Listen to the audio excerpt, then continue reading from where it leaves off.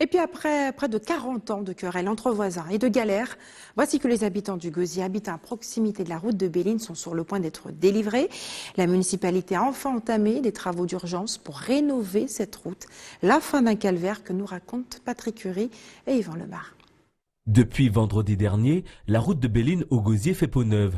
Des travaux qui marquent la fin du calvaire des habitants de ce quartier. Alors avant les travaux, on ne pouvait pas aller à l'école, c'était affreux. Quand il pleuvait, on avait une sorte de mare, elle se remplissait au rabord.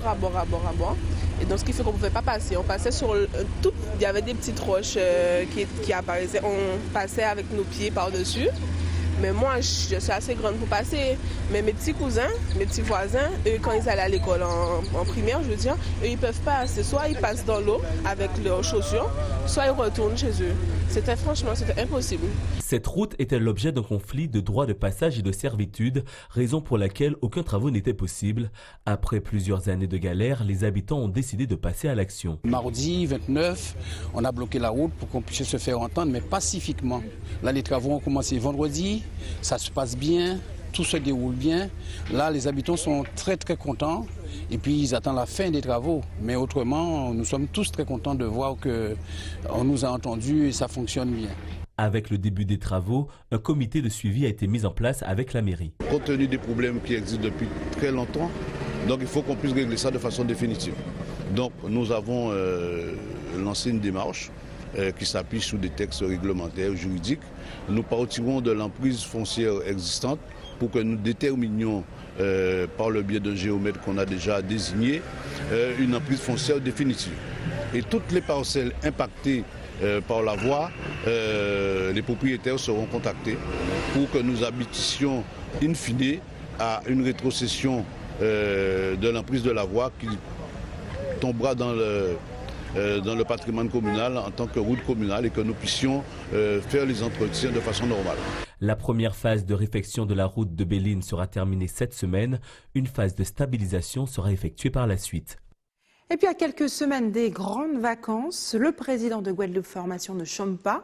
Camille Galap a lancé une opération de promotion de l'offre de formation, un cyberbus qui se rend chaque jour dans une commune pour faire connaître aux habitants les formations auxquelles ils peuvent prétendre. L'escale a eu lieu ce matin à Sony-sous-Abîme. Anne-Elisabeth Artsen et Moïse Dexter s'y sont rendus. Une journée pour promouvoir son offre de formation, c'est l'objectif de l'EPIC et son village itinérant. Depuis quelques semaines, nous avons décidé d'organiser un certain nombre d'opérations de communication auprès de la population et d'utiliser tous les outils notamment de la région, au travers notamment du cyberbus.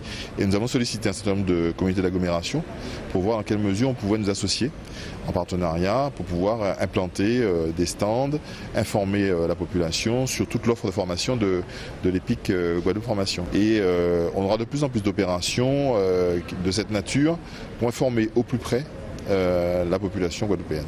Pour Mirella, actuellement en reconversion professionnelle, c'est l'occasion de poser toutes les questions concernant son futur métier. Je cherche une formation concernant le métier de conducteur, chauffeur accompagnateur pour les personnes en situation de handicap ou de dépendance.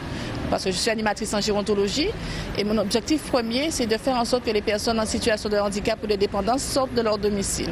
Je suis donc venue ce matin afin de voir si je trouvais cette formation. C'est vrai, c'est mon combat là pour les années à venir améliorer la condition de ces personnes fragilisées. Ce village itinérant de l'opérateur régional de l'orientation et de la formation fera aussi une escale demain à Basse-Terre et jeudi à Sainte-Anne.